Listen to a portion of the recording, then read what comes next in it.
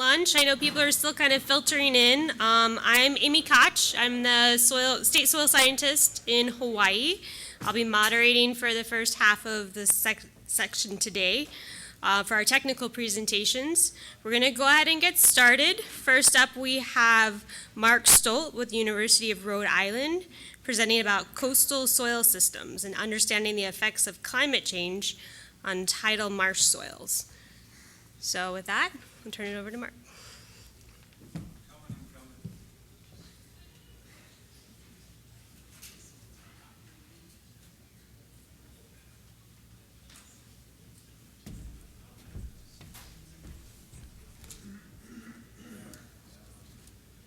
All right, good afternoon, everyone. Hope you enjoyed your lunch.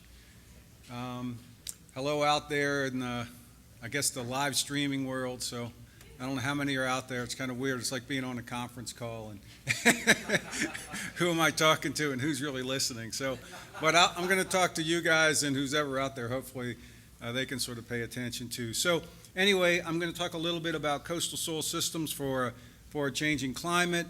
My co-author is actually my PhD student, Amber Hardy. She's essentially done all the analysis here. So it's really her talk here that I'm giving, Amber Hardy. I guess I should have had the new logo for the National Cooperative Soil Survey up here instead of the NRCS one. So Jim, if you're out there, I apologize for that. But anyway, we also had support from the Nature Conservancy and then our college, the College of the Environment and Life Sciences at URI. Pretty much in this project, we're focusing on three things: accelerated sea level rise, increase in high-energy storm events, such as Superstorm Sandy, which occurred in the Northeast in 2012, and then coastal acidification. I'm not going to talk at all about coastal acidification today, and I'm really going to talk just a little bit about the sea level rise in the Superstorm Sandy part today as far as this goes. First, I'll talk about the impacts of accelerated sea level rise on salt marshes. That's what most of our focus is on these projects, except for the coastal acidification, which I said before I wasn't going to talk about. Now I've already talked about. So anyway, let me get back on track. So the problem with accelerated sea level rise is both, there's many reasons that many of our marshes are deteriorating or basically just being drowned. Most of it has to do with accelerated sea level rise. The marshes, they can't accrete, they can't get enough sediment plus organic materials to build up as fast as sea level rise is now occurring. Over the past 1,000 years, sea level rise was about 2 millimeters a year on the East Coast. And now, in most cases, it's about 4, so it's about twice that. And in our area in southern New England, it's on the order of 6 or 7 millimeters per year, so much, much higher. And so, as you can see in these pictures, the marsh starts to drown. And so you're losing your salt marshes, and it's a big concern up where we are. One of the ways that they're trying to basically manage for this accelerated sea level rise is what's called thin layer deposition, where materials are put on top of the marsh to gain that elevation that's not naturally occurring any longer. And most of the time when they're applying these thin layer deposition materials, it's materials that are dredged out of the open water, the estuarine system, and then pumped onto the system, and then spread sometimes more evenly and so forth by some mechanical means. It's been tried in a bunch of other places, and it's currently being tried in Rhode Island. And so we're looking at some of that right now as part of this project.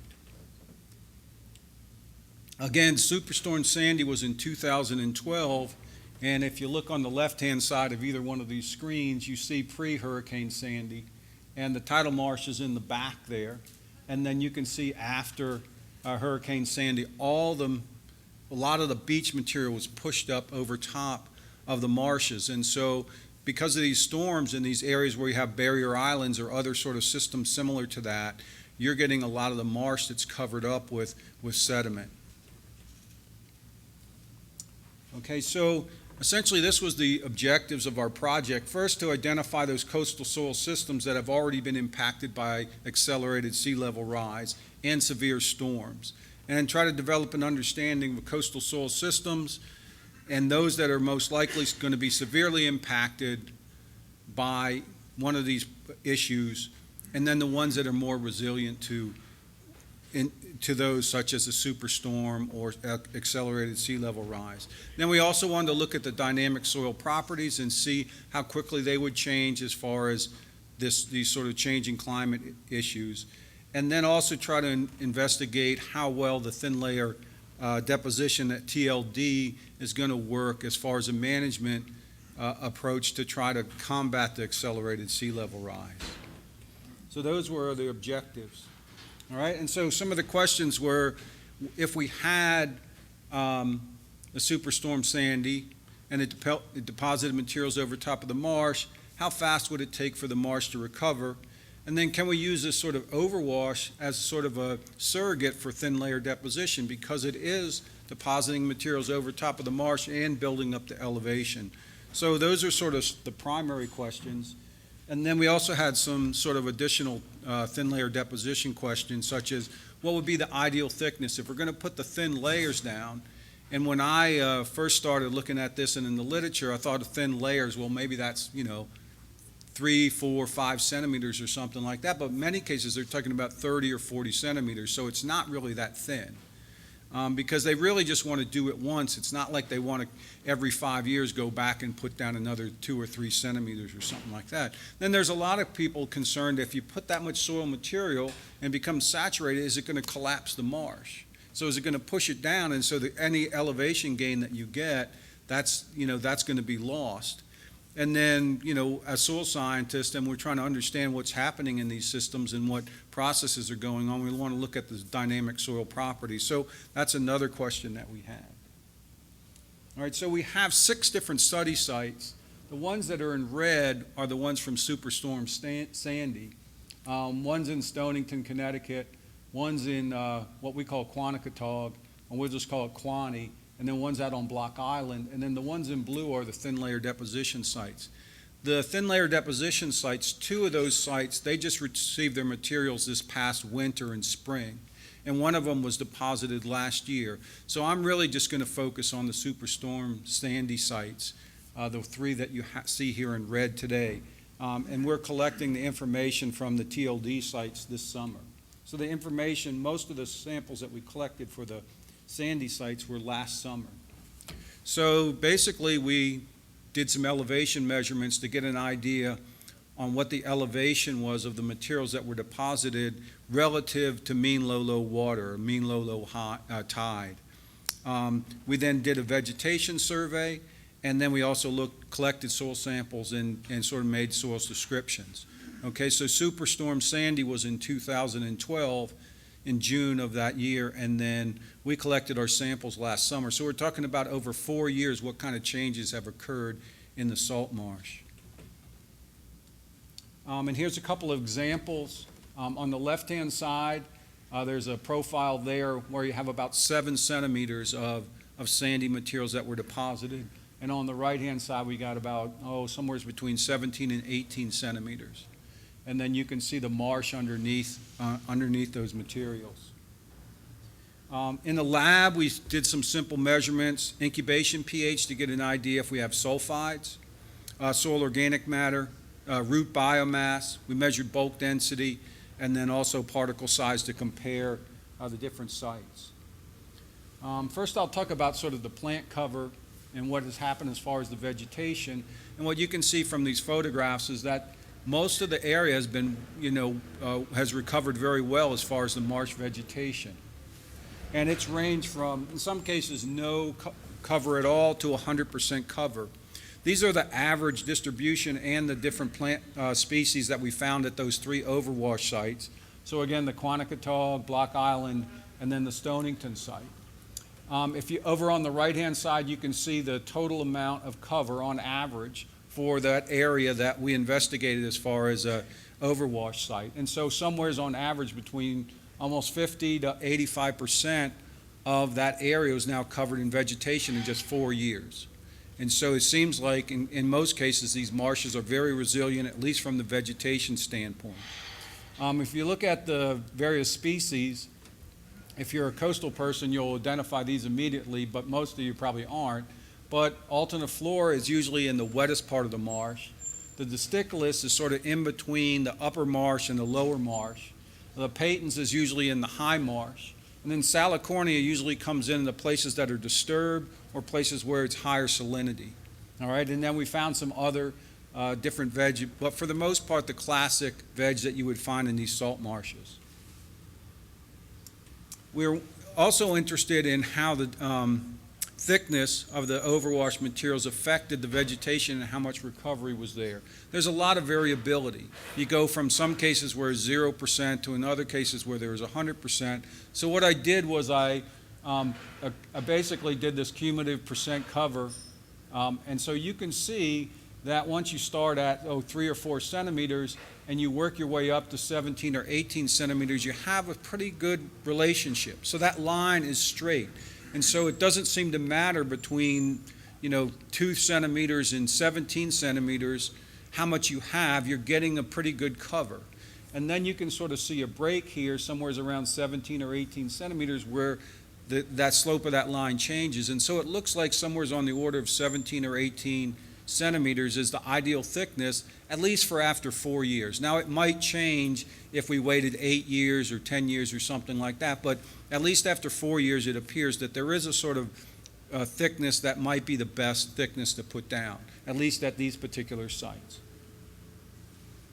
And what about the relative elevation above the mean low water? And so here we have a really nice relationship, at least for a natural system, something that's as variable as marshes can be, where we get an R squared of almost 0.65 for the relative elevation versus the vegetative cover. So the higher the relative elevation, the less vegetative cover, and as we got lower on the landscape, we have greater vegetative cover. And this is what we would expect, because what we're hoping for is the plants to come up from the old marsh through those materials that were deposited over the top.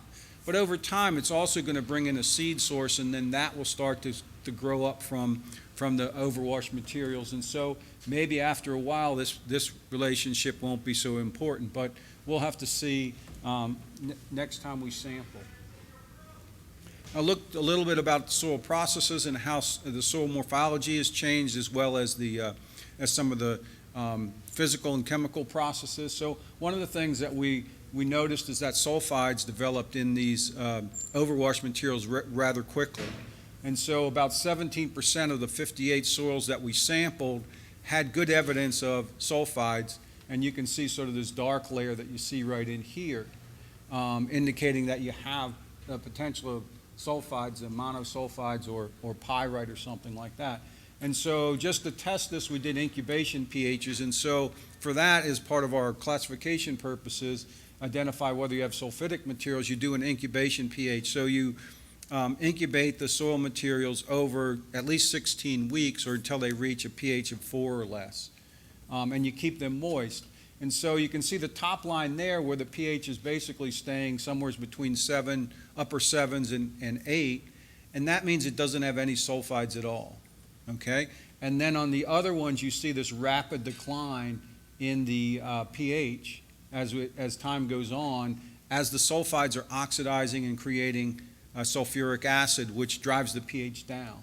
And so you can see some of these pHs even drop below 3. So they can generate a lot of acidity if you have these sulfidic materials. The other things that we looked at were bulk density, organic matter content, and then sort of root biomass. And so what you're expecting is, as the vegetation starts to sort of proliferate in these systems, you're hoping that it sort of pushes out the soil materials, the particles this way or that way, and organic matter starts to dominate in the upper part of the soil like we would in an A horizon, and you would expect your bulk density to go down or decrease. And so at this particular site, Quanti, if you look at the surface of these overwash materials, we have a lower bulk density, somewhere around 1.3 or 1.35 on average. But when you look at the subsurface, it's much higher on average. It's almost 1.6. So it sort of follows that pattern. You'd also expect the organic matter content at the surface to increase. And relative to the subsoil, and you saw that here as well, and then the roots should be the same thing, and so you see that as well. And so this suggests that sort of that idea, our concept of what's going on in these systems with the A horizons developing is probably occurring. But then if you look at one of the other sites, we really don't see the same pattern. And so I think probably over the 4 years, it's probably not enough time in all these sites to see what we're going to expect as far as these properties, as far as bulk density, organic matter, and the roots.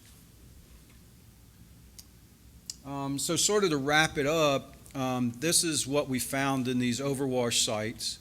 I think they're a good surrogate for, again, this thin layer deposition approach for managing accelerated sea level rise. This is one of the thin layer deposition sites. And if you look over in the far end of this, where the deposition materials are, you can see some plots where folks had basically planted marsh plants. And so we'll essentially take the same approach that I discussed here for the sandy materials to those thin layer deposition, and then we'll compare what we found just last year versus what we're going to find at the thin layer deposition. And then we can also compare between places where they planted marsh grasses and marsh vegetation versus where it came up naturally. And so we're hoping to make that comparison to see how well the natural approach versus the thin layer deposition matches up. And I think that's what I have.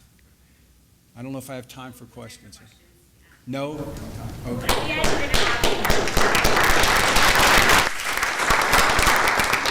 Thank you. Yeah, if you have questions, write them down because we'll have time at the end. Okay. Next, we have Wayne Gabriel. When I went to lunch over at the Sandbar, I ordered a hamburger, opened up the ketchup, and little did I know it was under pressure. So if you see any ketchup on me anywhere, that's the reason why. I tried to wipe it off. Chad Rimley asked me after lunch if I was fired up. I said, yeah, I just put ketchup all over myself.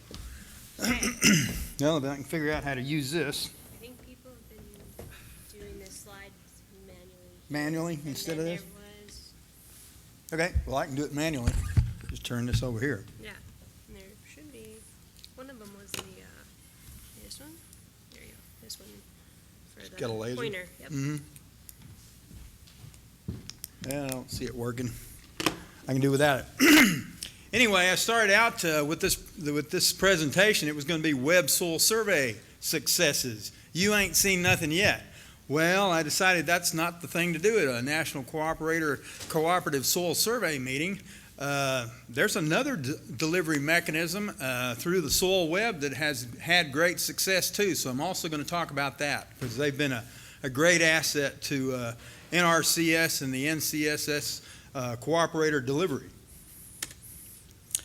The Web Soil Survey prototype that I was lucky enough to work on, the design team, was designed by NRCS, built by contractors, funded by Congress through the West Texas Telecommunications Project in 2003 and 4.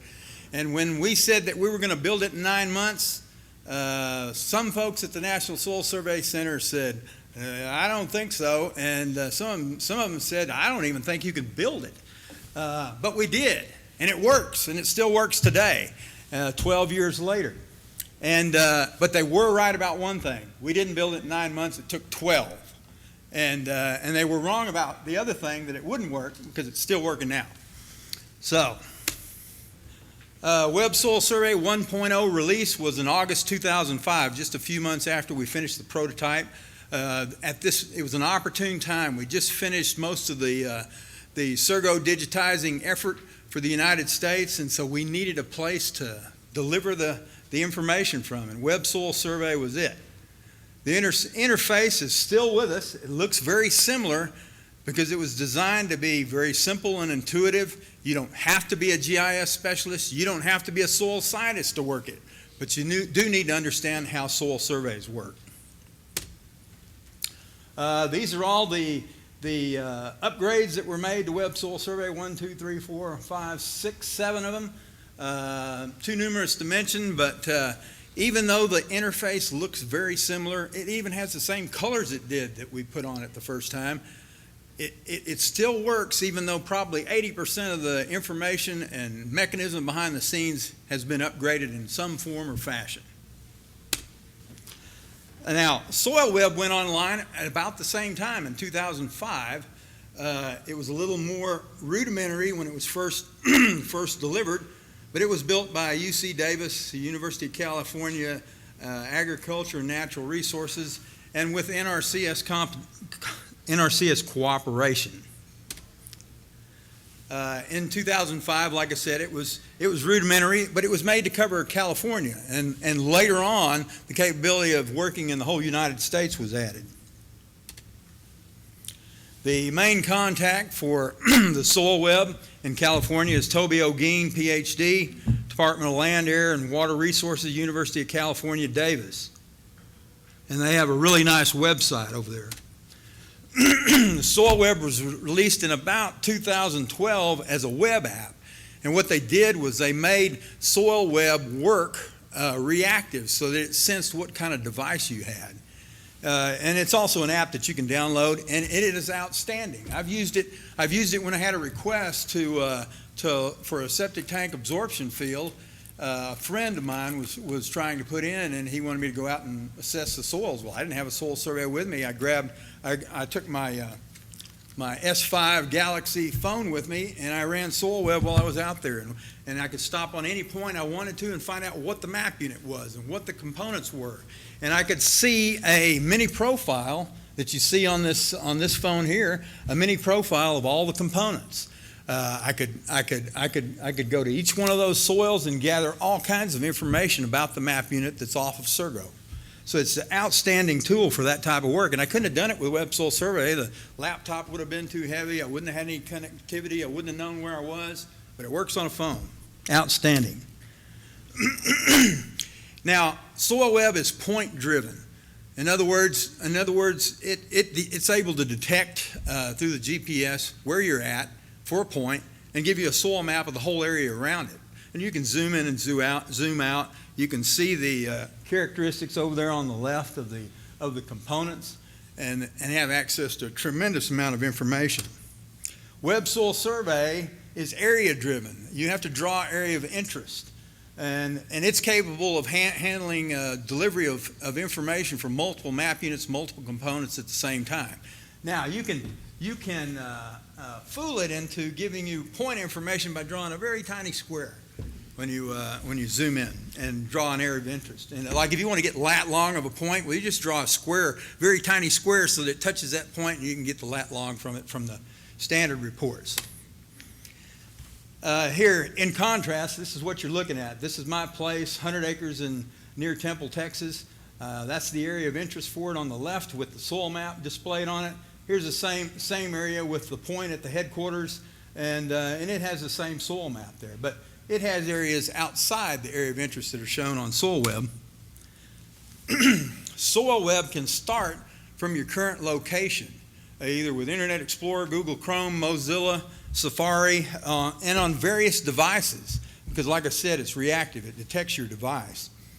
And that makes it very, very useful for applications that run in the field. Now, Web Soil Survey obviously doesn't do that, but what got me interested in using the phone is I was at a cooperator meeting with Edgar Merciofsky in Arkansas and Philip Owen, who is a national cooperator. He asked me some information about how you deliver information for foreign countries on Web Soil Survey. Well, I said I worked on a project down in Mexico where we did just that. But then I only had this phone with me. And so I decided I'd never tried it before, never thought it would even work. I started it up and searched for Web Soil Survey, and lo and behold, it worked. There's only 3 things that wouldn't work. It wouldn't draw an area of interest, it wouldn't show my location, and it wouldn't let me set the scale, but all other features worked. I was able to get information for that whole soil survey area and show it to him on my phone. I was really surprised. And so I've been thinking about how to do something with that the last several months. And here's what I came up with. I've looked at Web Soil Survey. I've been using it since its inception.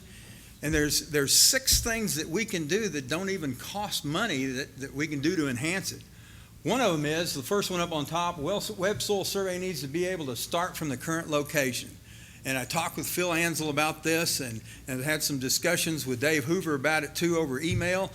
And at first he said, well, it probably won't work because web soil survey is tin can and strings technology compared to what we have now. Well, that may be true, but when I was a kid, tin can and strings worked great until we got our first walkie-talkies, and they worked. So web soil survey works, and we found out he's already got a link on the developmental site for web soil survey that will allow you to go to the lat-long navigation section and click current location. It will give you the lat-long of your current location, and then you can start web soil survey from that point. So sometimes you just need to ask, and ask the right persons in the right way to get things done. Another thing, more useful soil interpretations need to be added, and I'm not the only one to say this. That was said earlier in the day. One place to get those useful soil interpretations is from the local interpretations that states have already developed. And what you need to do is submit your request that they be elevated to a national status. They run through an approval process and a process of making them adapted for national use, and you can get it done. We did it for the irrigation interps. It was done like that for the military interps that we use today. Edgar Merciofsky is actually the one who put those military interps together when he was in Arkansas as a project leader. So it can be done. We need an improved map unit description for web soil survey. The one we have is good, but it's nothing to write home about. And it's just a matter of some of the people that are good report writers put together the best report we can, put it up there as a state report, and if everybody sees it and says, hey, this is great for a national report, probably with some modification we could satisfy every state. We need a national protocol for storing free-form text in NACS like we have in paper-published soil surveys. There's a lot of things about web soil survey that were planned that haven't been implemented, and one of them is that we have the ability to make those free-form comments about characteristics of the map unit. Another thing we don't have in web soil survey that we have in paper-published soil surveys is images. We don't have pictures to illustrate the information we have in there. That's going to be a fantastic improvement when we get it.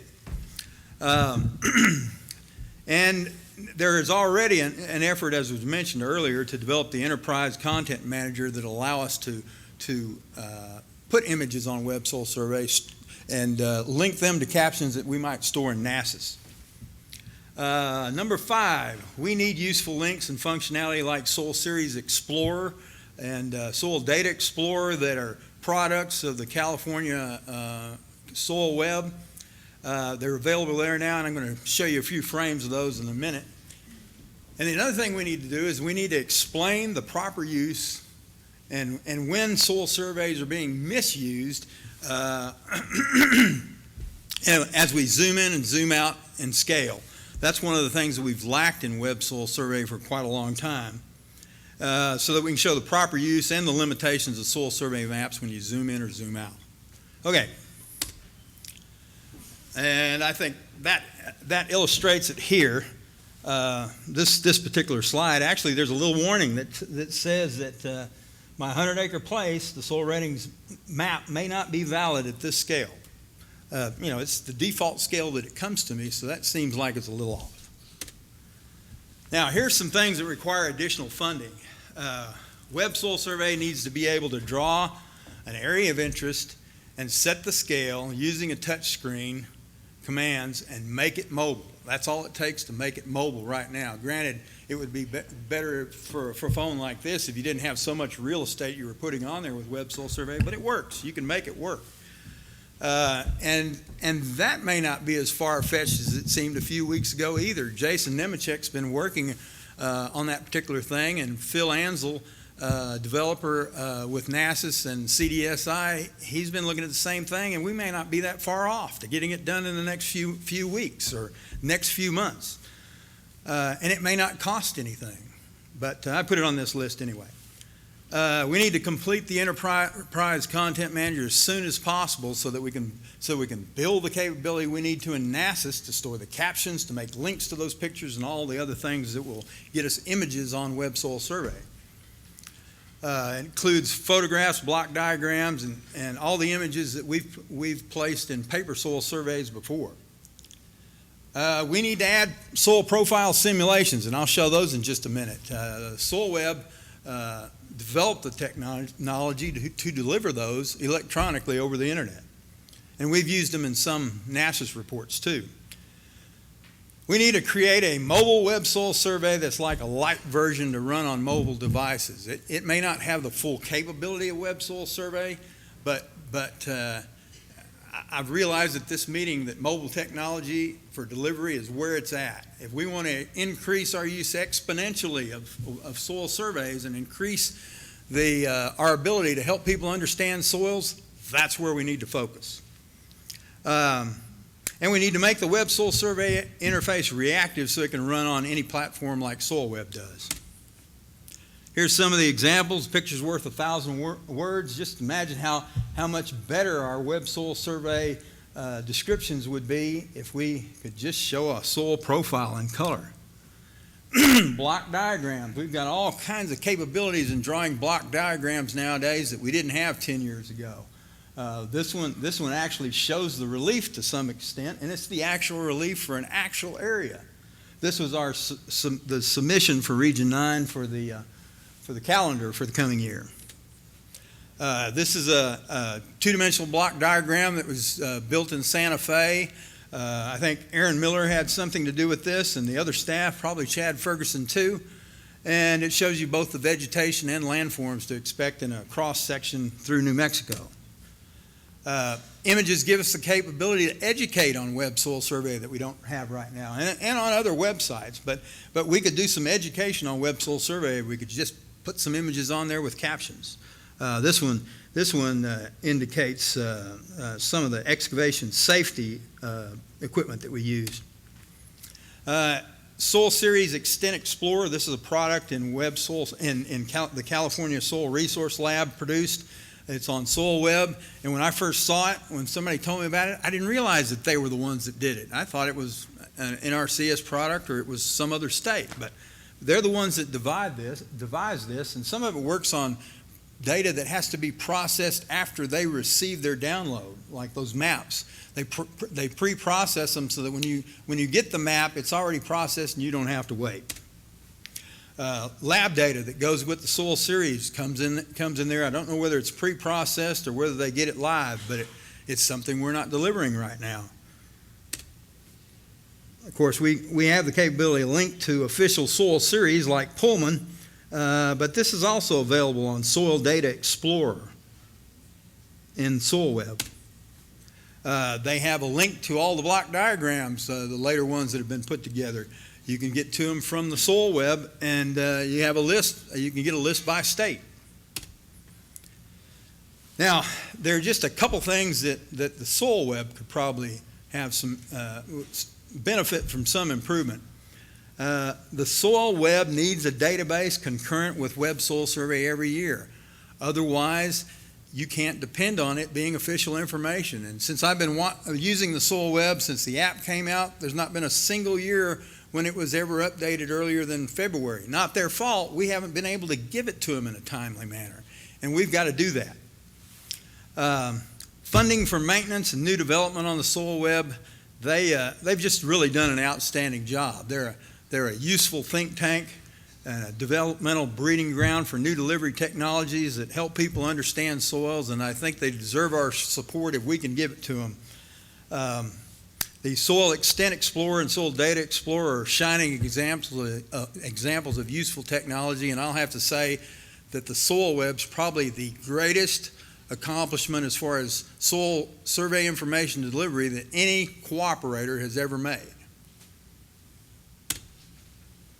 Next to Daryl Schultz, who I went to school with, on his Soil Explorer. In conclusion, we need to enhance web soil survey with reactive technology to handle touchscreens, smartphones, and inputs from all devices. that's where it's at. People aren't carrying laptops around anymore. People are carrying tablets, they're carrying phones like this, and we need to get our information on there. This will exponentially increase the public access to and the use of soil survey information and help people understand soils, which is our objective. And that's it. Thank you.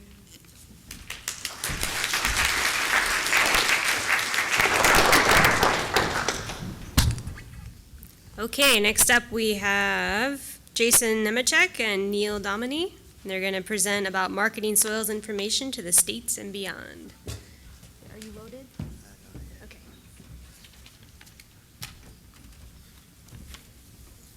All right, folks, so I'm looking at my watch, seeing it's 1:40 already, We're a so little bit behind. We started Jason, a couple minutes late. we're so- going to pick this up and get this Awesome. done. Thank you. I think one of the things so Wayne did a nice job of talking a lot about the different educational pieces that are out there and the opportunities that exist through those ones that we already have. And Jason and I are going to talk about a few different opportunities for marketing and outreach. You know, one of the things that got talked about this morning by Dave Limbo was the strategic plan. And he talked about communicate the importance of soils to society, increase the knowledge base for soils and ecosystems, and strengthen and expand collaboration. And I think those three, through good marketing, is a very effective way to do it. So oddly enough, I think this presentation fits extremely well into the plan. So we'll go ahead and get started. Most soil scientists are nomads. In the past, we went out to the field and collected data, and times have changed where we need to start marketing ourselves. And we have some templates where people can use to kind of, market soils and build on it and work. I mean, if I take something and then Neil grabs it and adds to it, we need to have easy tools where we can market soils, and we have some stuff to present.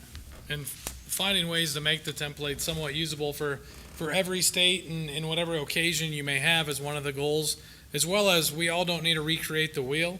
So if one state or one regional director or whatever, one collaborator puts together a product, finding a way to share that product is just as important as, trying to find a way to recreate it.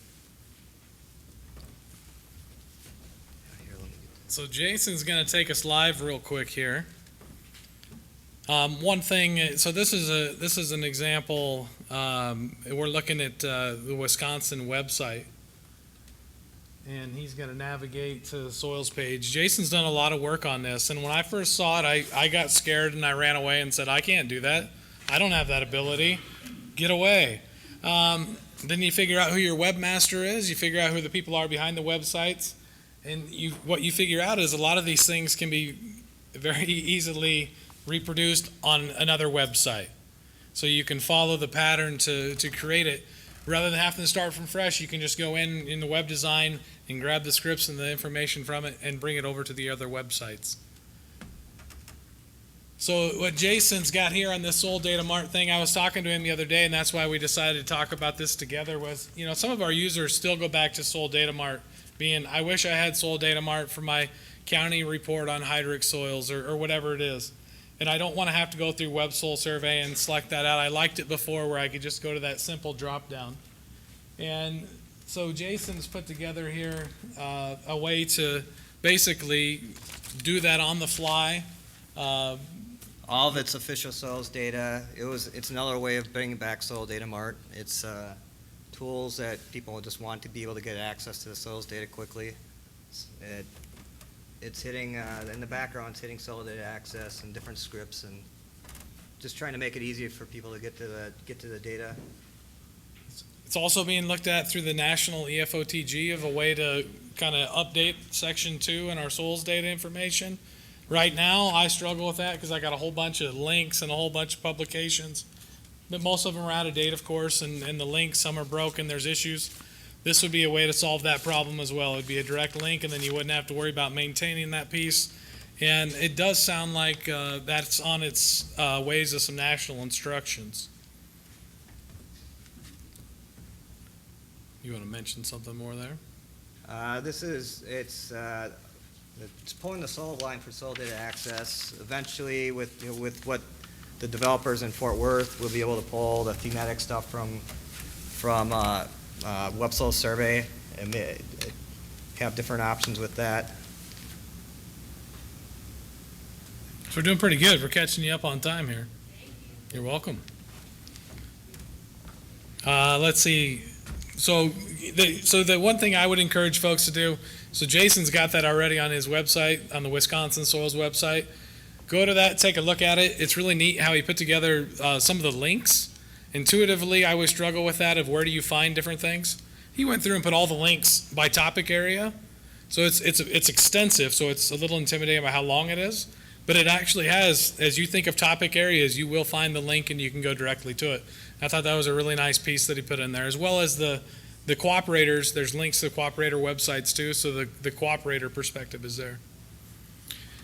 Okay, so Wayne mentioned this in his topic, and I had an opportunity to be acting for Dave Hoover when he was acting a few months ago. And one of the projects that I worked on with the staff there was the Enterprise Content Management, which was a collaborative project between Soil Business Systems and Standards staff. There's a little bit of information up there on it, and Wayne hit it on the nose as far as I'm concerned. I think one of the biggest benefits to creating this data warehouse is for the pictures and the pieces that we want to deliver out through Web Soil Survey. Described as a big warehouse to put all of our information in, and then we'll find the different ways and mechanisms to pull the data back out and deliver it to the public. Right now, at least in Nebraska, all the archived informations and photos I have about soil survey is in the case files in the back, and no one ever sees them.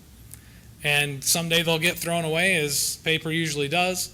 So I think this enterprise content management, at least the piece on the storage piece, is a beautiful way to ensure that our data stays with us longer and is actually used. It bothers me a lot when I think about the amount of information and data that's back there in those folders. Right now, it's in several different locations, and we need one place where we can be accessing it, where everyone can go to one location.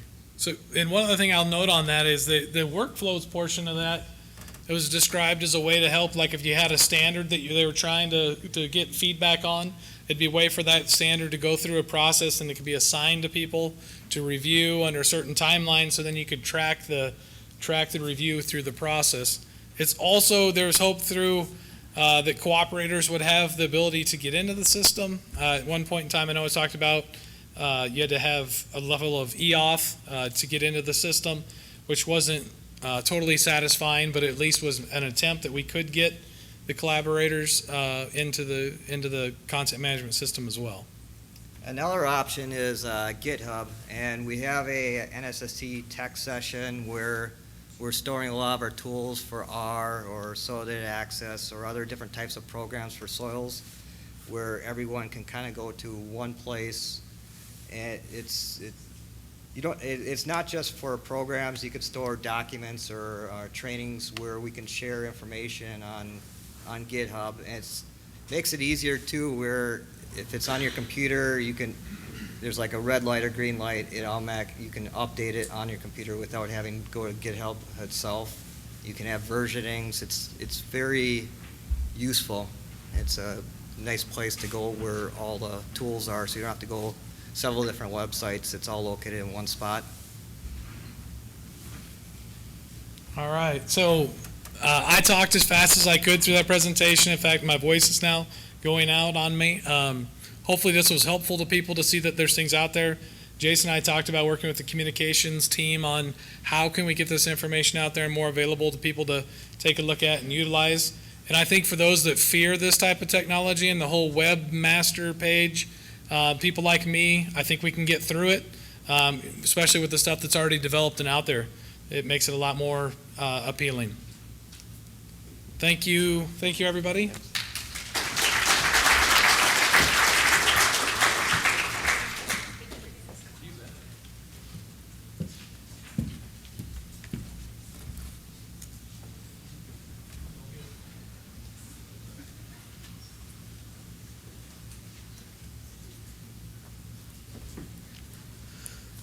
Okay, next up we have Tom DeVallo with envisioning a complete, consistent, correct, comprehensive, and current inventory of the soil resources of the United States. Lots of C's in there.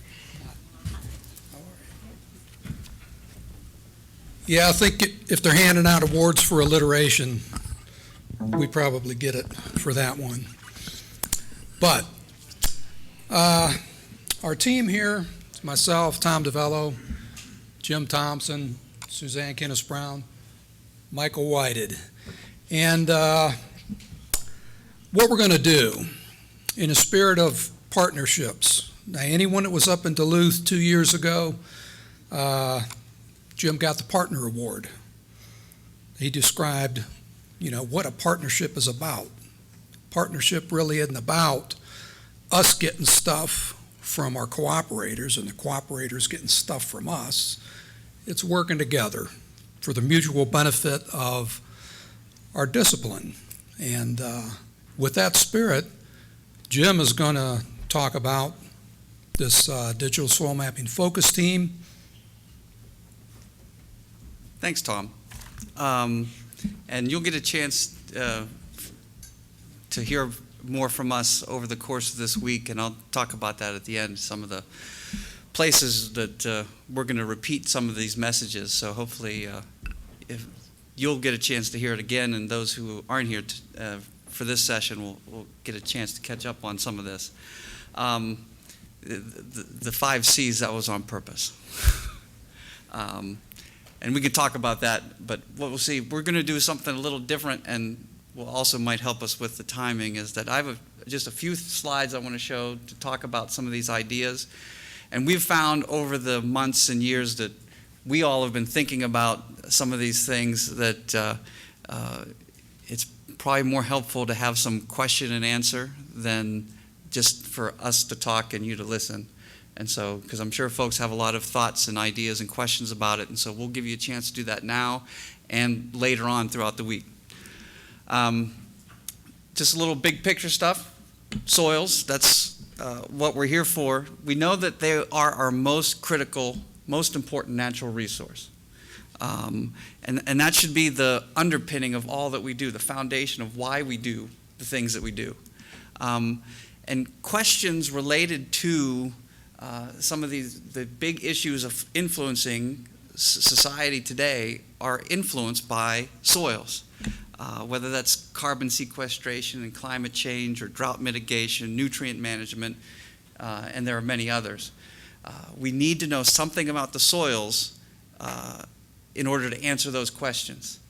And unfortunately, I believe that we're seeking answer to these questions with incomplete or inappropriate soils information. And we feel that we can and we should do better. So what is better? What we think in our discussions on this is that what we're really looking for, and what people outside the NCSS, people outside the soil science community are looking for, seamless and scalable soils information. And so we're talking about flexible, adaptive, raster-based products, okay, that are for a national extent. That we focus on soil properties, and this is how we're going to be able to meet that variety of soil user needs, not just traditional soil survey, but the evolving applications of soils information. So I want to take a little step back and just think a little bit about soil mapping and what it really means to us. Right? So when we go through these exercises, produce these products, what do we want in a soil map? Well, we're really thinking, we're interested in soils information, not just data, but information, or even go so far as say knowledge about soils. Right? We should be in the soil knowledge business, not the soil data business. So we want to know what are the attributes, what is it, and where is it? Right? That's the spatial part of it. Okay? Whether it's carbon or available water or nutrients or any of these other properties that we know are important. And why do we want it? Again, it's to answer questions, whether it's the interpretations, what does it mean, or to reduce risks? What is it going to cost?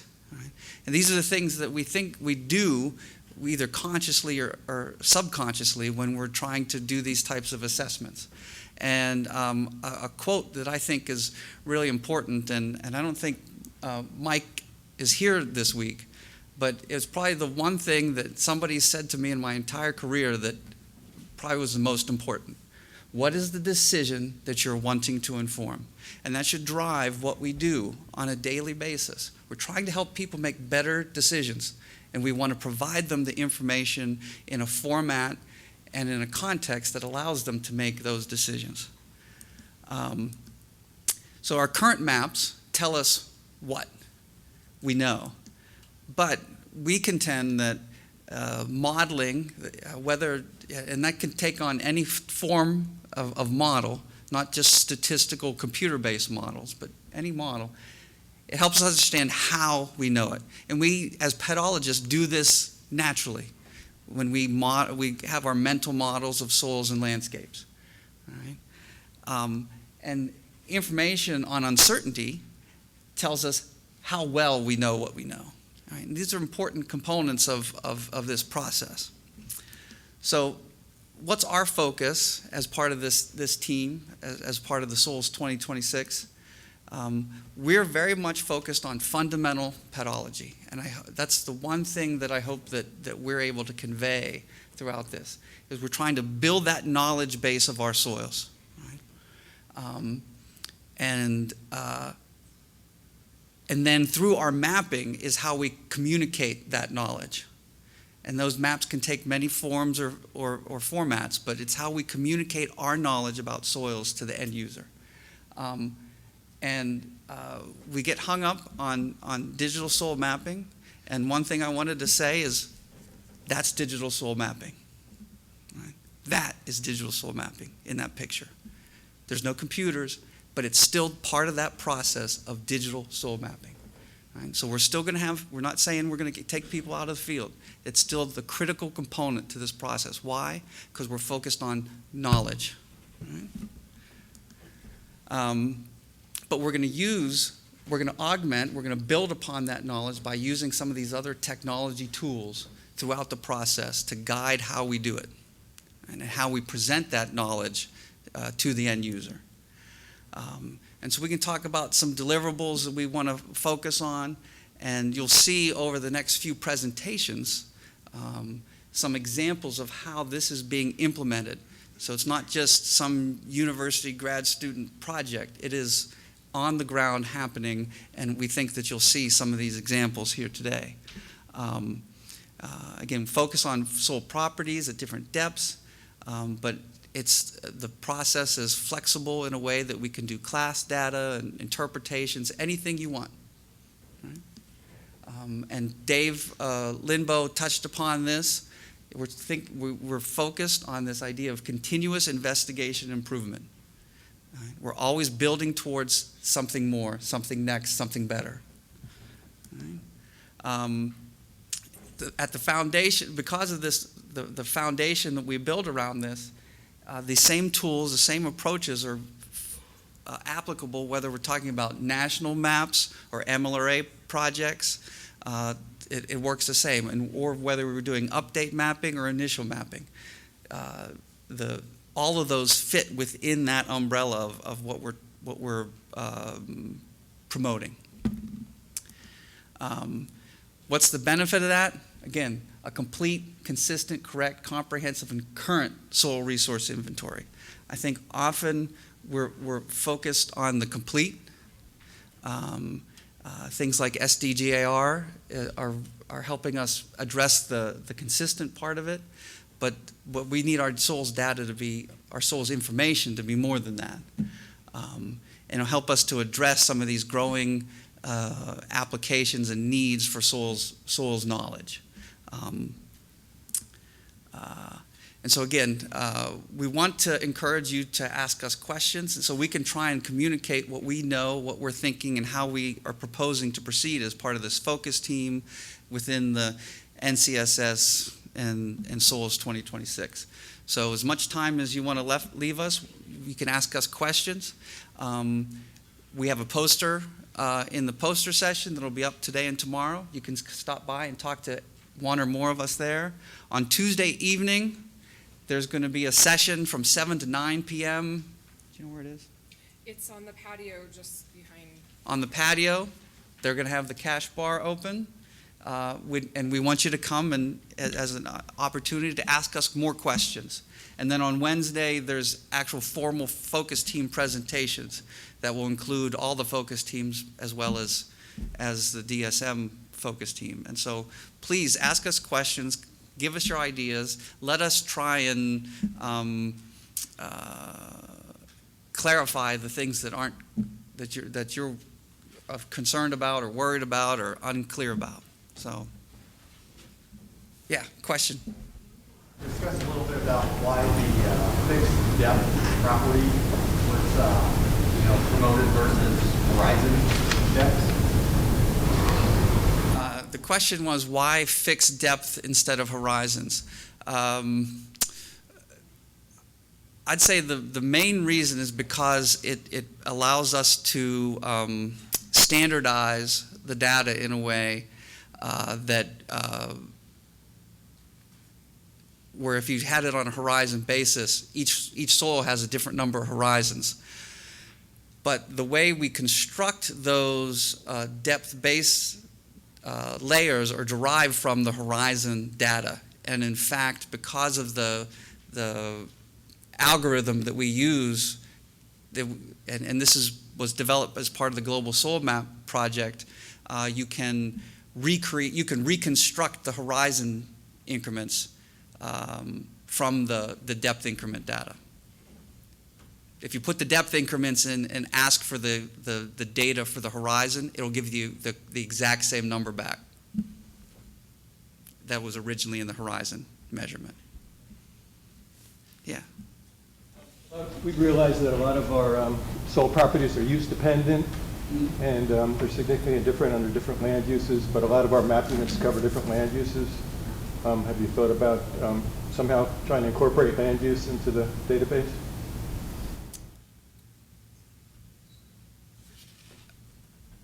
I think, if I'm thinking about your question correctly, Rich, the land use shouldn't matter because we're making an estimate of the property itself as it is. You could have land use or management as another raster layer in that stack that could then interact with the property data for interpretations and things like that. I'm thinking about our database. In fact, that we don't have a way to put the land use in there, and in most cases we populate maybe the most common land use for a map unit, even though there could be maybe 60% in one land use and 40% in the other.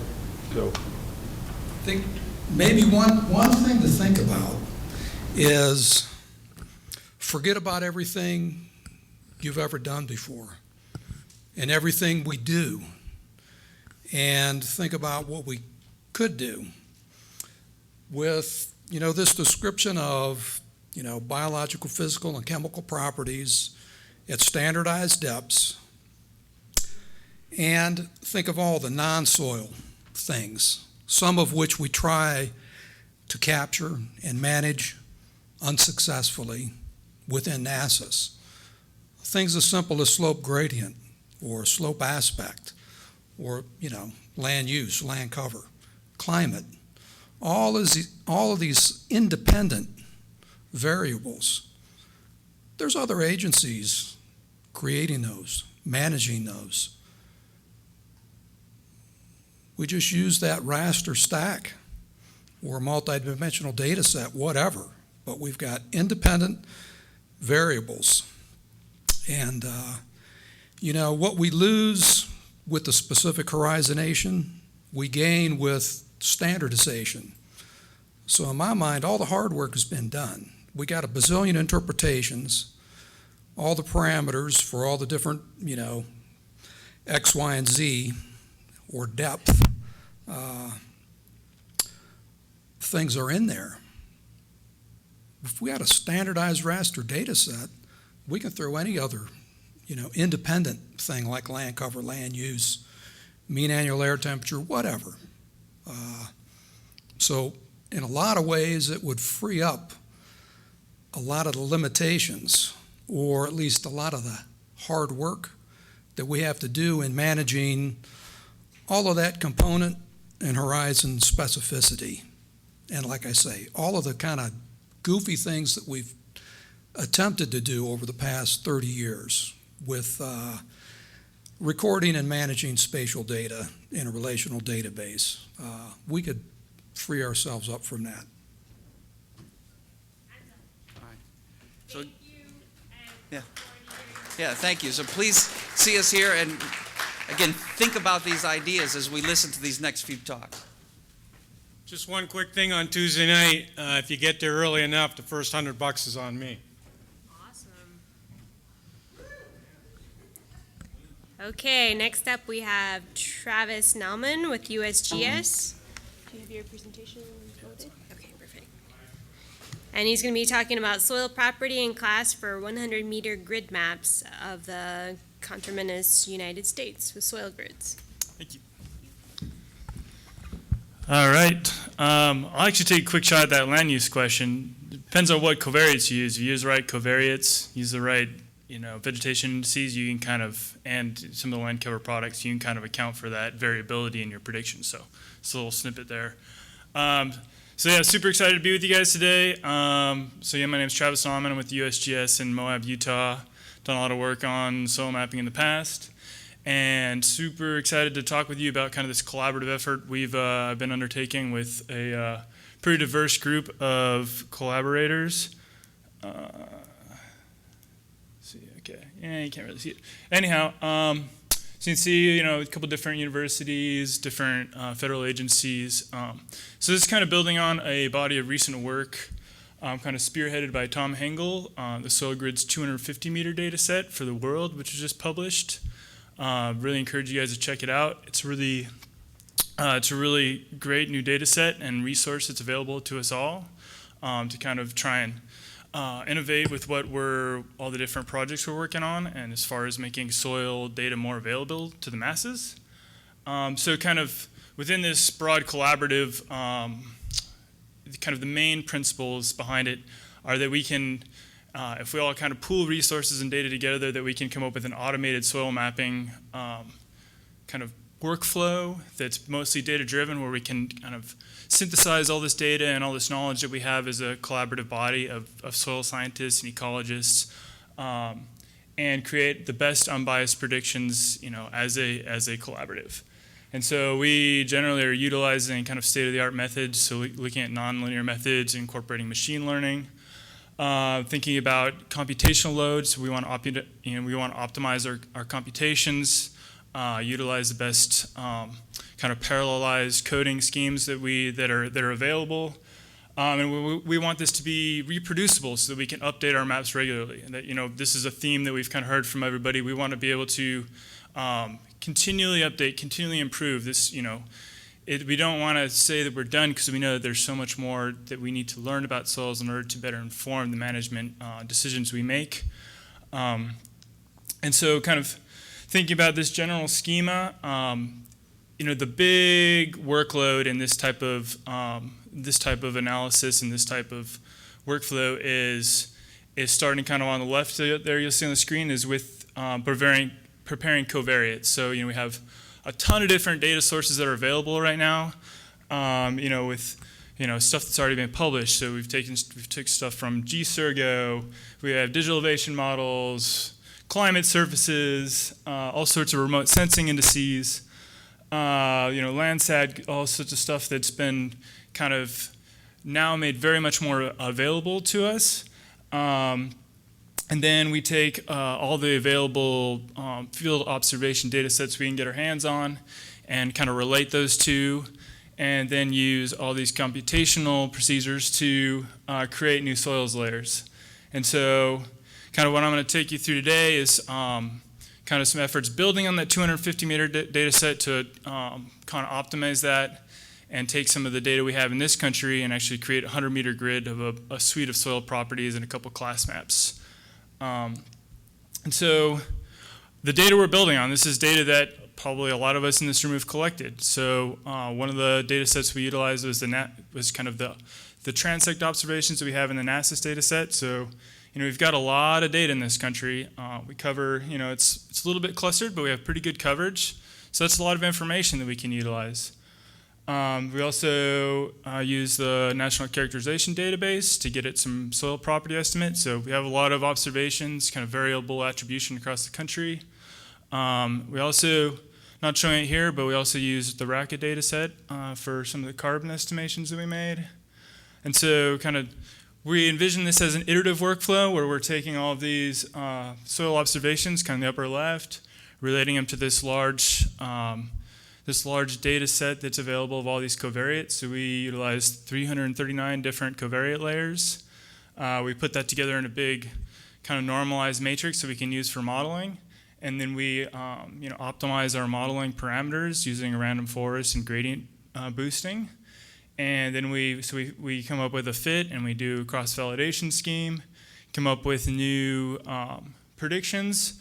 And then our vision is that, as we get more covariates that we can add to this data set, more observations, then we can just update this regularly. And so you can see in the bottom right, the numerical property takes us about 15 hours to compute for the entire conterminous US at 100-meter resolution. And the categorical maps we were making of great group and particle size class take about 28 hours to go through that whole computational production process. So the outputs that we've put out at 100 meters for the U.S.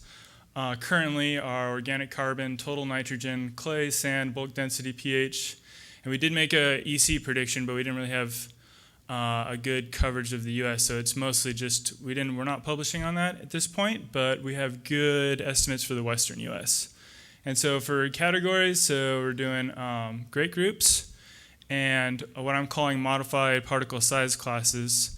So that's the particle size classes that we use in soil taxonomy, but we kind of filled in the holes for those different taxonomic observations that we don't, because of how we key through, we don't actually use particle size classes in our final taxonomic designation, but we can still pull that out for those soils a lot of the time. So all this is fully documented on GitHub, and it was just kind of mentioned a couple presentations ago. So you guys can all check out our methods, and we want more ideas and people who are people who have that skill set to kind of this is kind of another principle kind of behind the Soil Grids project is we want this to be an open source community. We want to build this as a community, and so kind of building on that, we have an open soil data structure with an open database license. This is all available online right now, 60 gigabytes.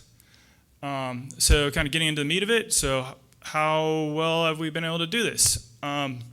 So just looking at the 100-meter properties on the left, you can see that in most cases, and this is a 10-fold cross-validation of the layers we made, we are representing more variance than not. So kind of, about 60% to 90% of the variance, which is pretty dang good when it comes to the digital soil mapping literature.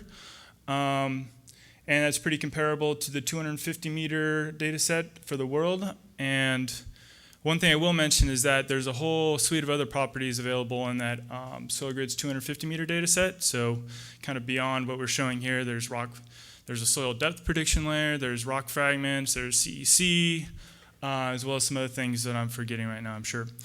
And then so for the 100-meter class maps, we're getting cross-validation accuracies of 60 and 66% for those great groups and particle size classes. So kind of in my opinion, this is like, in the digital soil mapping realm, kind of production scale mapping, we're finally kind of getting to something that I think is really, I feel comfortable offering to land managers. We are kind of filling some gaps that maybe weren't fully addressed in kind of all the spatial data that's been collected, and I think that's going to be an area of kind of continued research in the future. So kind of summarizing that, we're doing pretty good accuracy-wise, I think. We can always do better, at least at this point. And, we see a lot of uses for this, just kind of, touching on a few: soil quality, land management decision support, modeling, infrastructure planning. I'm sure you guys could think of a lot of others as well.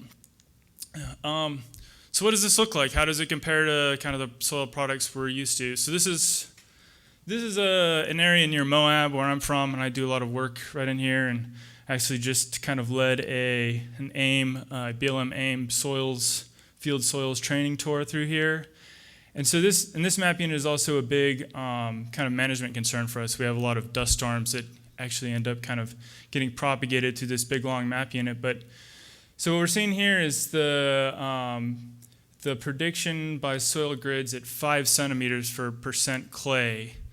And the really interesting thing about this area is we're covering a huge gradient of geologies, and so those darker areas that represent higher clays are actually a really good representation of the main coast shale soils we have around Moab, which are a pretty big management concern, because what we have coming into that map unit, where we see this kind of all this variability included with one map unit in Surco, is kind of to the bottom left, we have some of the Navajo sandstone, some of our sandier soils that are blowing with our dominant southwest winds, and they hit the main coast shale, and so what we get is all these saltating sands that initiate dust emissions. And so we've had accidents on I-70 across the north side of that map that we get propagated by this interface between the sandier soils there and the main coast soils. And so you can see there's a lot of management implications that are kind of buried within the Surco map unit, and we know that all that information is there with all these different various components within that map unit. But with this type of mapping, where we're making predictions at every single pixel based on a well-informed model, we start getting at that variability, explicitly, so that land managers can utilize that more effectively without having to go through the interpretive process. So just some more comparisons of some of our property estimates versus Soil Web, which is kind of Dylan Baudet and Toby O'Gean's kind of take on using Surco StatsGo to produce property maps. You can see with clay, we've got a lot of similarities around the Bay Area. Kind of some differences in bulk density stuff in the middle. Maybe some similar trends. So we're definitely, have some new things to investigate after seeing these predictions. Again, over in the pH, similar trends, but kind of a little bit of offset. So this is going to, I think, spur some new investigations of what property maps are making the most sense and the most accurate at this point. So thinking about the taxonomic predictions we made, so the categorical maps. So just kind of an example, kind of in the center of the country for those particle size classes, across the top row, we can kind of see clay versus sandy versus fine loamy soils. We can kind of zoom in as we go to the right and see all the variability we pick up so as we go right, we're just focusing on for the middle and the right one, the probability surfaces of the clay class, and see if we can get a lot of the landscape variability with making these kind of predictions. And so on the bottom we have an example of the great groups in the Central Appalachians, and then we look kind of at the Hap-Ludolf probabilities, and we can kind of see that ridge and valley complex in the Central Appalachians and some of that landscape variability that we're picking up in our predictions. So the other cool thing about these type of methods is that there's a lot of ways to get at uncertainty for every pixel. So every prediction that you make, you can come up with an uncertainty. And so in this case, I built on some work that Jim and I did in West Virginia, looking at how random forest probabilities relate to independent validation match rates. And so what we can actually come up with is a way to understand if the probabilities we're getting out of these machine learning models really mean anything on the ground. And the answer we're getting is that yes, but that there's kind of a characteristic linear log curve that we tend to get from these models. And so the nice thing is that you can see those maps, we can map that for every pixel so we can understand, so those greener areas are where we think we've got it down. But in those blue areas where we have lower validation probabilities, we know maybe we still have some work to do. And so that can be a tool for us to help with our workflow and where we direct our efforts in the future to improve our maps. So again, all this data for you guys to play around with and use and make comments on is available right now on Scholarsphere, and we'll eventually go into, I think Tom has a soil info app, and we're very open to collaborative possibilities And obviously, there's a lot of parallels with this community, the soil grids community and the NCSS community, and I see them as one. And so I would hope that we can all work together to kind of integrate all this new and exciting work that's coming out in this field. And with that, I'll say thanks, and hopefully have time for a couple of questions. We'll see. Okay, cool. Yes.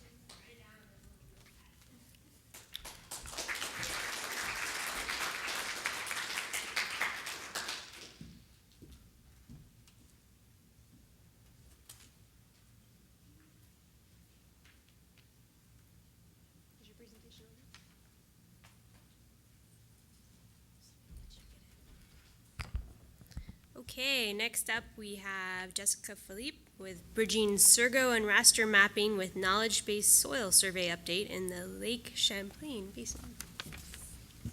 Thank you. All right, yes, hi, I'm Jess Phillip. I work in the St. Johnsbury Soil Survey Office, part of Region 12 over in Vermont, so I'm probably the furthest east of any of you. And I'm going to talk about an update project that we're just getting going using some of this digital soil mapping technology. A lot of you have heard me talk about some initial projects that we've been doing, and this is kind of the next step for us. So, using the wrong one. Here we go. All right, so the basin is about almost 500,000 acres, and it's within Region 12 and Vermont, New York, and Canada. So we're only concerned with the U.S. portion at this point. Like I said, we're just in the beginning stages, so hopefully we'll be able to look at all of it. It actually is covered by 4 different soil survey offices, but right now we're just focusing on the portion of the basin that is in MLRA 142. And so that's on the western side. You can see it's kind of cross-hatched on there. And we have 2 soil survey offices. There's one in New York that's about 2.5 hours away from the area, and then there's our office, which is about 2.5 hours away on the other side. And the reason that I'm the one standing here talking to you is because our office has kind of a specialty of raster soil mapping. And so this project is actually kind of cool because I have sort of taken the lead on the modeling, but we are translating all of that to the New York office, and they're going to take it all over. So we're helping more people learn how to do this, and hoping to build the capacity for this kind of mapping. So digital soil mapping, hugely broad concept, can include lots of different things. What we do mostly in the Northeast is knowledge-based raster soil mapping, and that's just one approach. And it basically, what we do is we try to take what we know inherently about the soil landscape model and translate that to the computer. And it's a raster process, it's a raster product. And the reason for raster products, if you haven't heard it enough already today, it's just a much more detailed look at where the soils occur. And it gets us a lot closer to being able to show the continuum that is the soil landscape out there.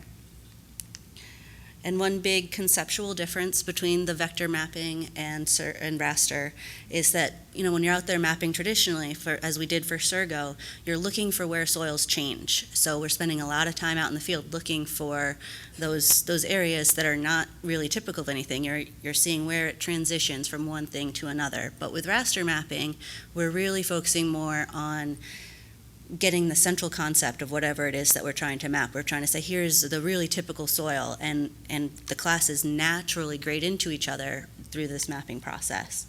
So the question is, where do we come up with those central concepts? Well, for knowledge-based mapping, we try to take it from the soil scientist's knowledge. So we all know lots of things about where certain soils occur. This is just one super simple example where we know that a certain soil might occur at certain elevations, but once you get away from that elevation, it doesn't necessarily mean you're not going to find that soil.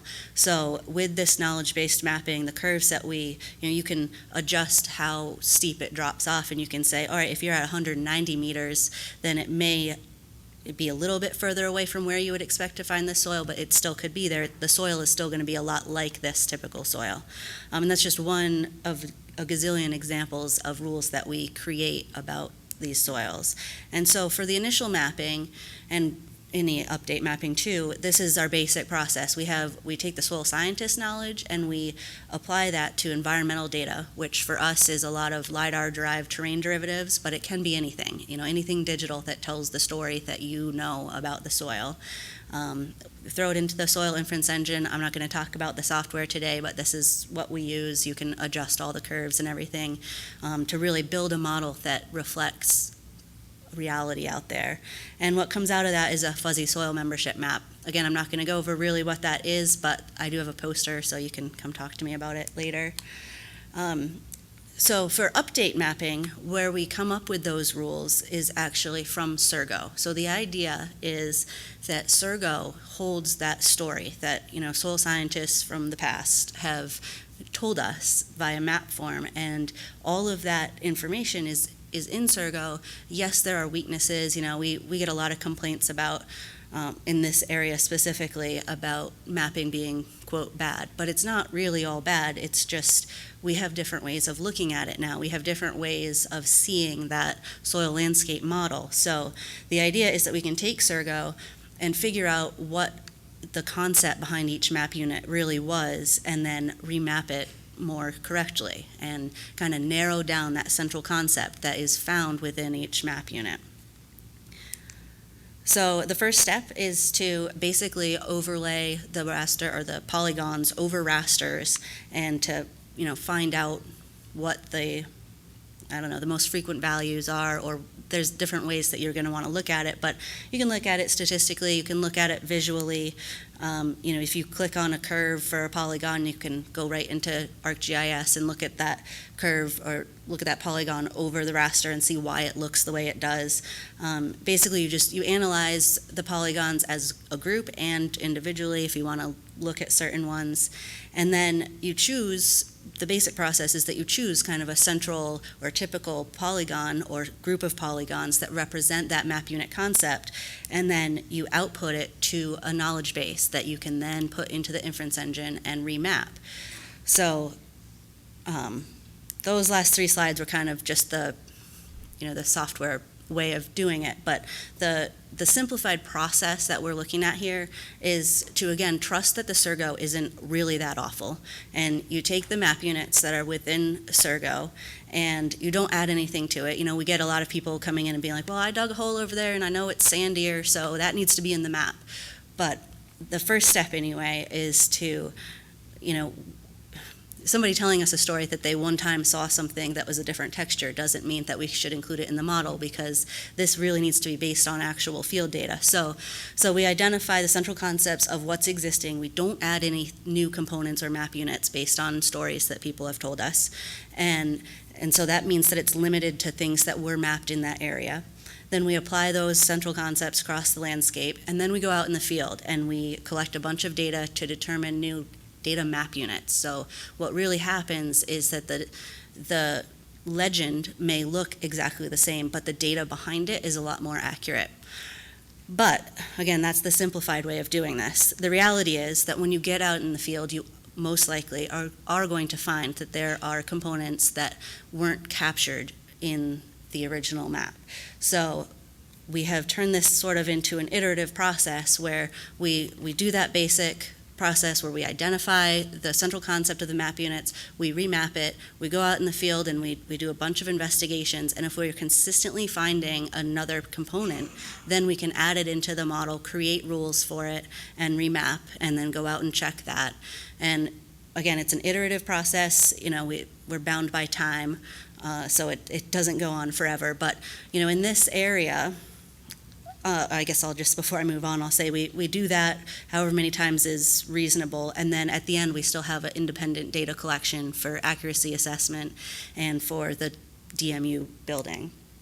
So in this area, this was our small little pilot project that we started with just to see if we could even do this in this kind of material, because it's something that I haven't worked in before. But as you can see, the Surco mapping, you have these really broad areas of some map units that we have been told for years are not really accurately mapped, and that there's something different there. We know there's a component called Kingsbury that is not on this map, but it is out there. And that has been validated with field data now. But this is the Surco map without the slope phases broken out. One of the things that we do with LiDARs, we know we can remap slope, no problem. So we're looking at components. So we analyzed those big, broad Surco polygons over slope, curvature, relative position, and wetness index. And what we came out with was this, and this is just kind of the first, actually the second go-around of it. There's going to be a lot more work to be done, but those are the exact same map units with the addition of Kingsbury, because we found it in the field and we have mapping that's kind of adjacent to this that allowed me to add it to the model. But this is the central concept of these big, broad units narrowed down into where they really were supposed to be mapped and applied only to those areas. So you can see it gets a lot more detailed. If you were familiar with these components, you would know that it gets a lot wetter, which, as it turns out, is quite a bit more accurate. So this is the broad stuff becomes the narrowed down stuff, and I didn't include this actual stats in my presentation because it's really preliminary. But the overall accuracy goes from about 56% in Surco to 76% with just our first go-around of this. So with a little more tweaking, and as you can see, there's certainly some more processing that's going to need to be done for cartographic reasons. But this is really showing promise for us, and it's a way to really capture the knowledge that soil scientists that have been working in the area for years and years and years, put into their map without totally abandoning it and just starting fresh for the raster. So I think I have time for questions. If you have any, I also have a poster on this exact same thing, so you can chat with me whenever you want.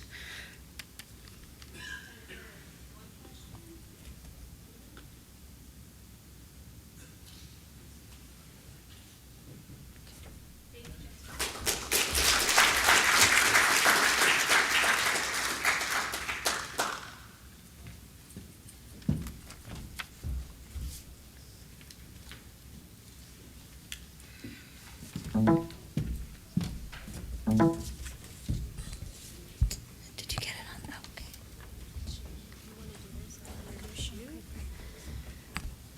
Okay, next up we have Jennifer Wood with the NRCS, and she's going to be talking about intermediate scale gridded soil property maps for MLRA and LRU concept development.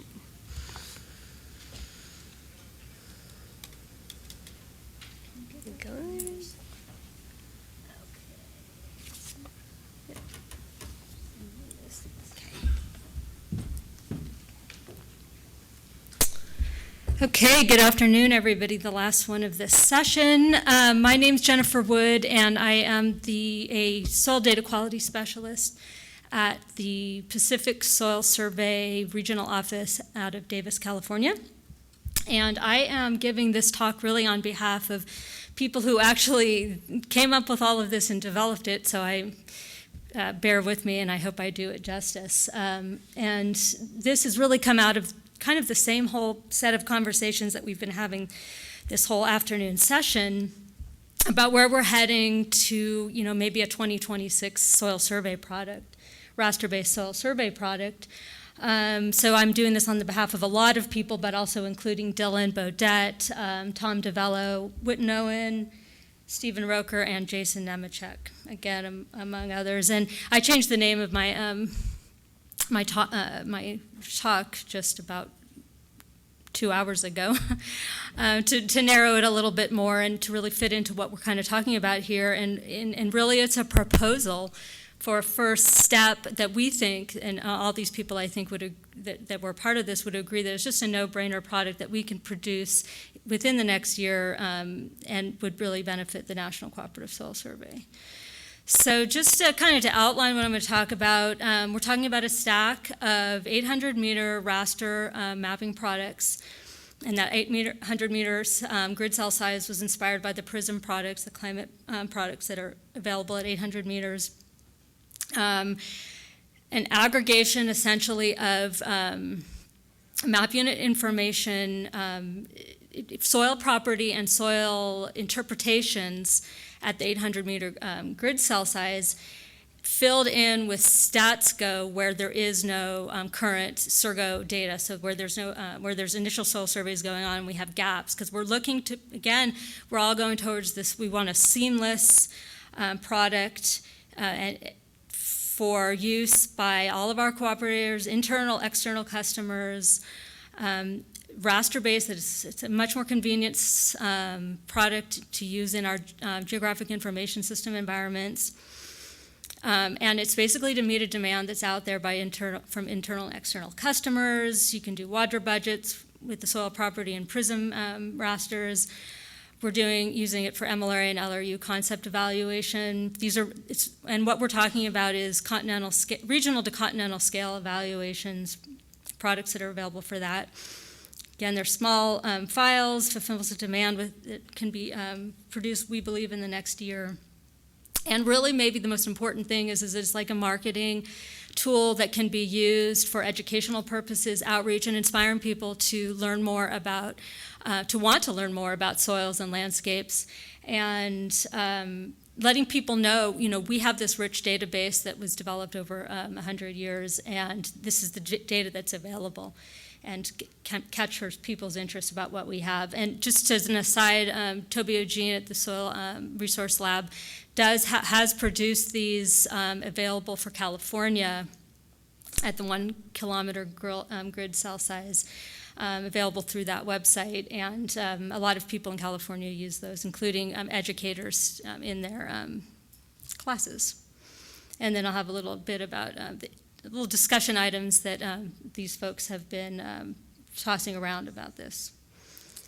So yeah, our current soil survey product, right, the National Cooperative Soil Survey Surco database, the 1 to 24,000 scales, what we deliver through Web Soil Survey, the vector, the polygons with the associated tabular data, the soil properties and the interpretations, available as a vector product as well, and that's also available for the U.S. General Soils Map StatsGo 1 to 250,000.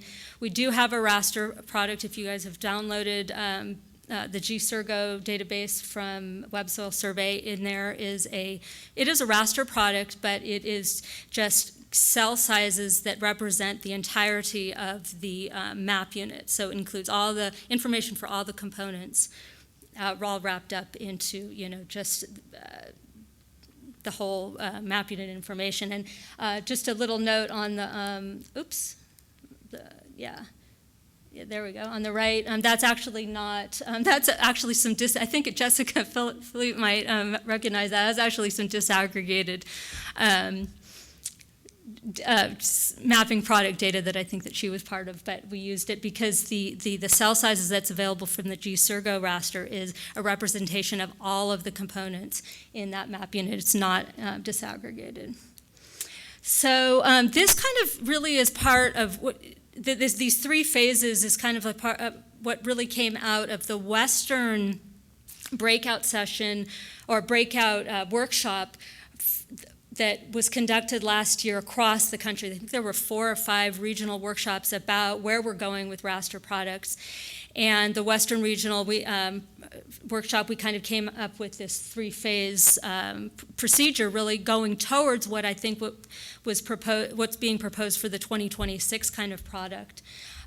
So phase 3 being, disaggregated maps of either soil components and or soil properties for the whole United States, in different depths or whatever.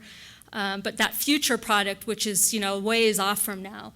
And then so what I'm talking about really today is something that could be implemented, again, within the next year. These intermediate scale, these 800 meter, right now we're producing 800 meter raster products. It's basically a representation of Surco weighted averages across components in a map unit, and then filled in with StatsGo where there's no initial soil survey available. They can be refreshed every year, and made available for CONUS, Pacific Basin, and the Alaska areas.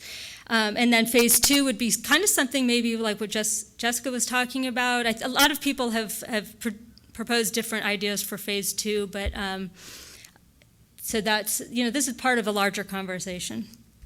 But definitely phase 2 involves, let's do some interpretations where we take the external raster data that's available, like the climate and the terrain, data that we don't need to take that out of the Surco database that's stored in there. Let's use products that are, that are available much better, the DEMs and the Prism and all of that.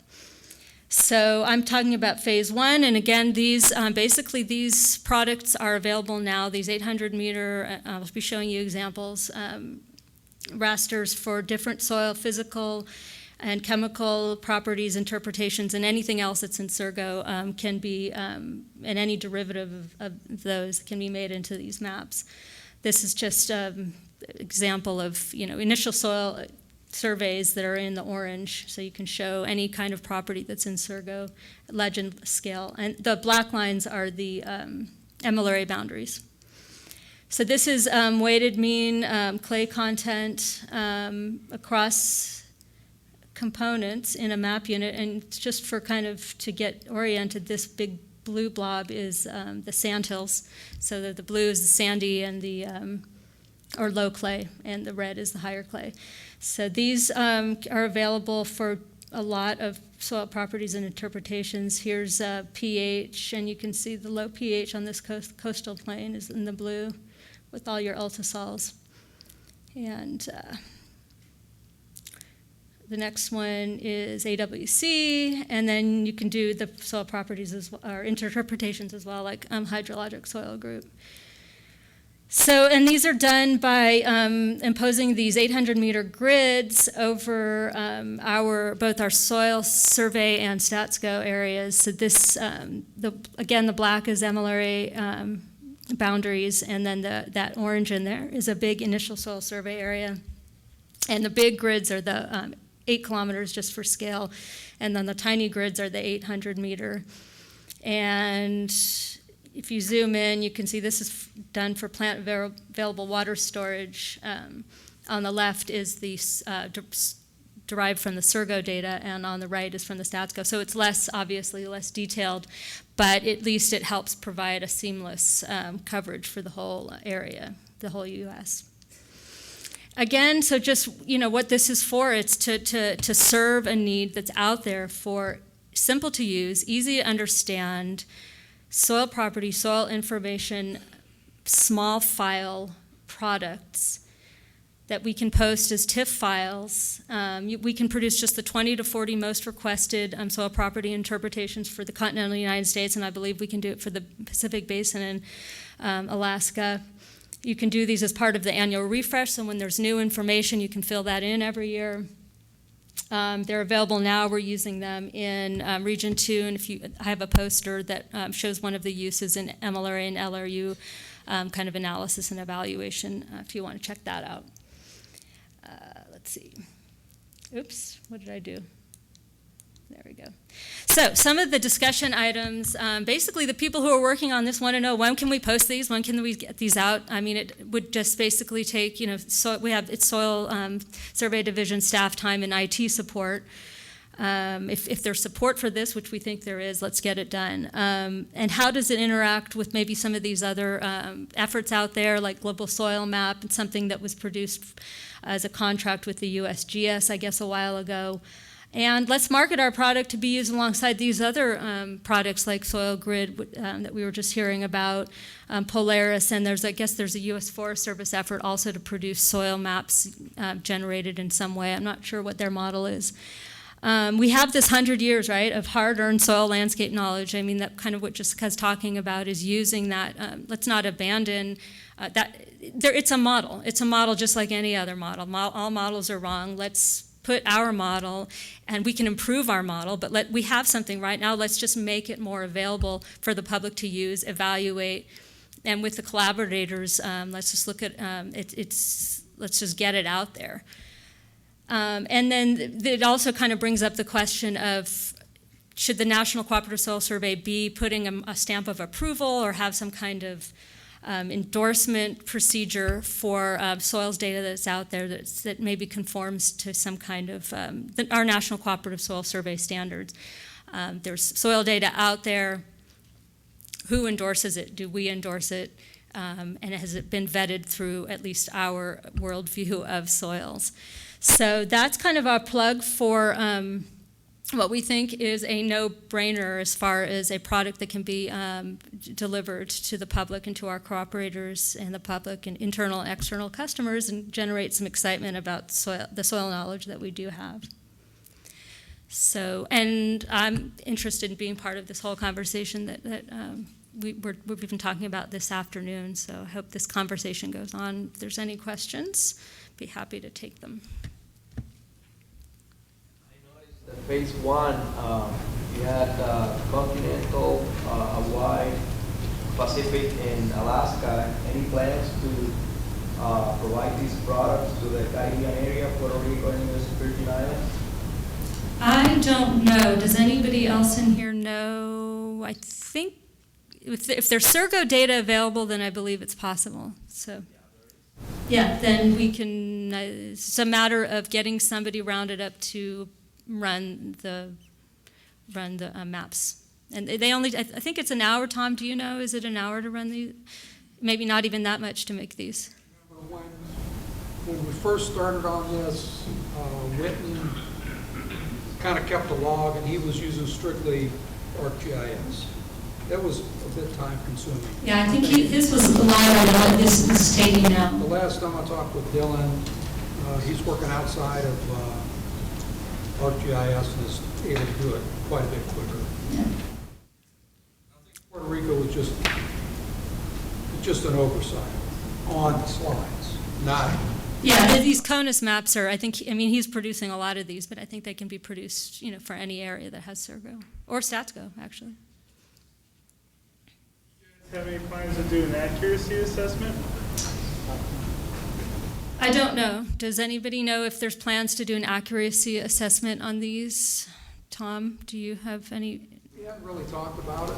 In a lot of ways, now, like Jennifer mentioned, this was discussed almost 2 years ago. And in a lot of ways, I viewed it as the purpose of it would be to answer the what if, or how about. It's like they did a take on global soil mapping using plain old stats. And, next question everyone asks is, what if you were to do that with survey? How would that look? And really, this was proposed in a way to answer that.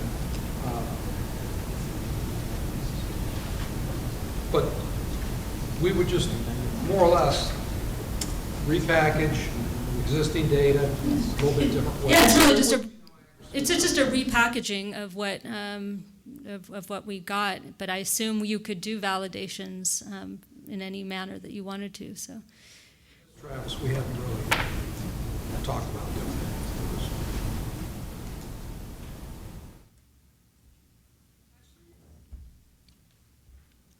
Thanks.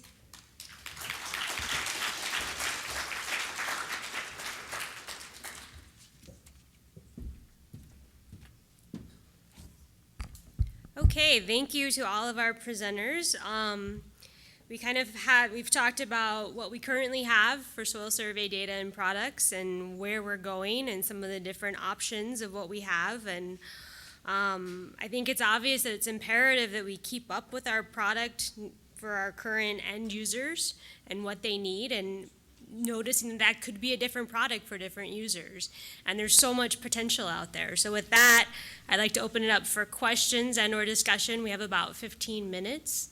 So if you have a question for a specific presenter, if you can just state that. Otherwise, we can just kind of have some general discussion about where we're going with soil survey. Nobody? I have a question. Sure. Jessica, where are you getting your LiDAR? The question was, where is Jessica getting her LiDAR? Variety of places. We started, Essex County, Vermont was the first county that we had LiDAR for, and that was actually funded through the Soil Survey Center. Now we have a bunch of partnerships. USGS is a big funder. FEMA did our last flight.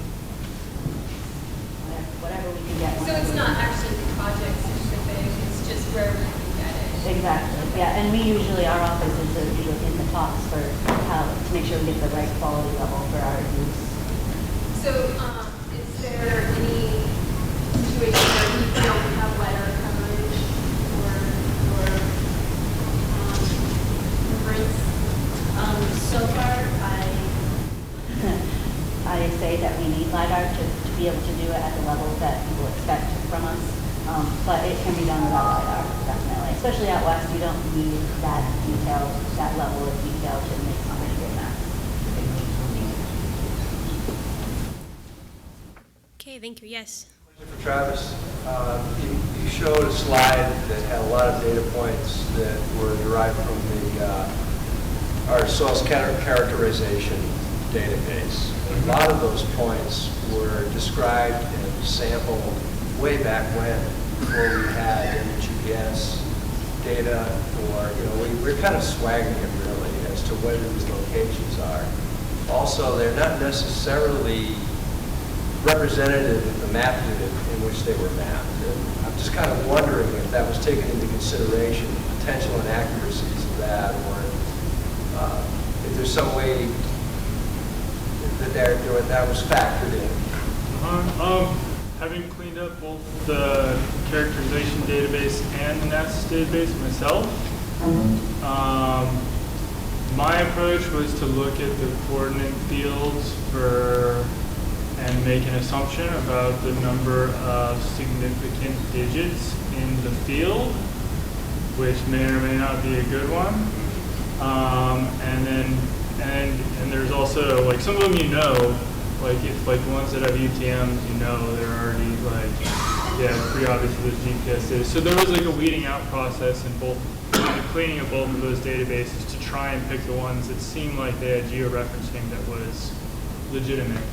I feel relatively comfortable with the 100-meter data because it is 100-meter pixels, so I think, it's debatable if, I think less of the data that was just X's on topo quads really made it into the training set, but probably still the majority of the ones would still fall in general within the 100-meter pixel. And I actually feel even better about the 250-meter product for, as far as those characterization points were included in the 250-meter predictions that Tom did. So I do think that if the data georeferencing was way off, we wouldn't have gotten strong models. I mean, we would see randomness come out of our models if we were completely off with the georeferencing. At least that's just a follow-up to that, if that's okay. You talked about accuracies. How was that? Just as talk about the methodologies, there was a lot of ground truthing involved with that. With the project you were working on, how did you determine how accurate that end product is? So the accuracy results that I showed are a random tenfold validation. So basically, you randomly subdivide your training data set into 10 different random data sets, and you run the model on 9/10 of that, and you do it over and over again so that you get one prediction on each of those folds where it's not part of the training, and so that becomes a pseudo-independent validation set. And so, as far as validating a global model of something, it's a pretty accepted way of doing that type of accuracy assessment. For an interpolative kind of model, I do think it would be useful to invest some resources in an inference analysis type of uncertainty type approach to even better figure out where we have good predictions and where we have bad predictions. And that just takes money to pay people to do that. For the class maps, we actually gathered about 2,000 independent observations from various projects from around the country, and that was that validation uncertainty plots that you saw, where it was that analysis kind of trying to, we didn't have a complete representation of the data set, and so our validation results from that were around 45 to 55% for the global model, and then for each individual, and these are for the class maps, for each of the individual products that range from like 30% agreement to 90% agreement, depending on which project area you're in. So I would say I feel really comfortable with the way these initial layers have been validated.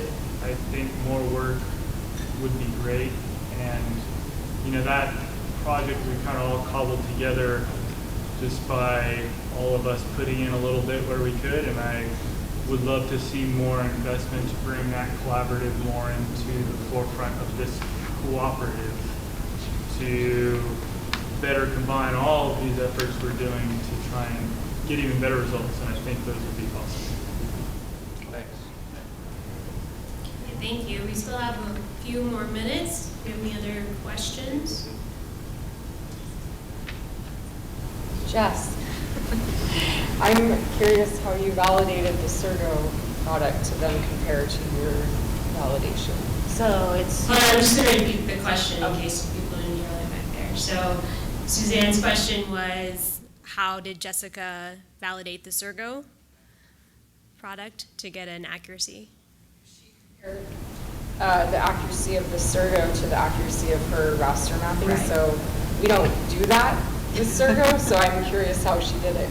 Yeah, so it's, again, super early and really simplified, but we dug 40 points out in the field, and we just based on, so the model was based on named major component, and so whatever we did the accuracy based on what the components that we found in the field compared to the major components in Surco, and then the modeled major components. So how did you decide where to dig? Can't hear back. Oh, sorry. So it was, they dug holes. Yeah, we dug holes. We dug holes. The modeling was based on the named major components from Surco.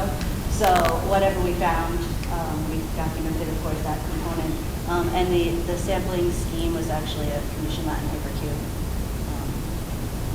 based on those 4 environmental layers that went into the model. It's not a perfect way of doing it, but it was our first look at if we were headed in the right direction. Yeah, no, I thought it was really interesting to have those two numbers side by side, because oftentimes when you have some of these digital products and you have an accuracy of 68% or 70%, people gawk and are like, oh, that's horrible. But then you actually look at what the Surco accuracy is, and it's often lower than that. So, yeah. Really correct to just look at the named major components. Right. But we went into it knowing that that's, this project is based on concerns that have been raised by conservationists. Mm-hmm. So that's what they're almost always looking at. And the idea is that the refined map is now going to be almost 100% those major components.